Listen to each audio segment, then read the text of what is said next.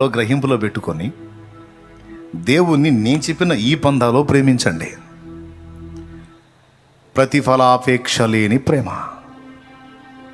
ప్రతికూల పరిస్థితులైనా మారని ప్రేమ, అవమానాలైనా తృణీకారాలైనా మారని ప్రేమ, కఠిన దారిద్ర్యమైనా కఠిన శ్రమలైనా శరీరమంతా బలహీనతలో నలిగిపోయే పరిస్థితి అయినా మారని ప్రేమను కలిగి ఉండడానికి జాగ్రత్త పడు.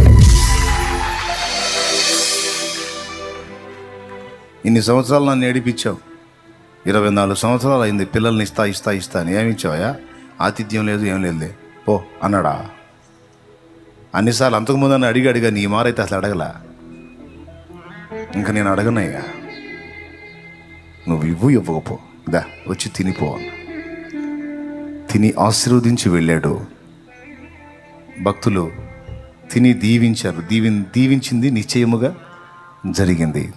ఈరోజు మొదట నిన్ను ఖాళీ చేసి నీలో ఉన్న అభ్యంతరకరమైన వాటిని తొలగించి నిన్ను తన చేతుల్లోకి తీసుకొని ఆయన తప్పకుండా నిన్ను నింపుతాడు.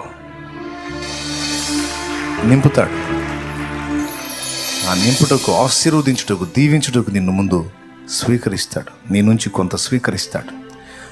ఆ స్వీకరించగోరింది నువ్వు ఆయనకు ఇచ్చేది ఇదిగో నేను చెప్పిన కొలతలో ఉండేటట్టు జాగ్రత్త పడమని ఒక చిన్న హెచ్చరిక అంతే.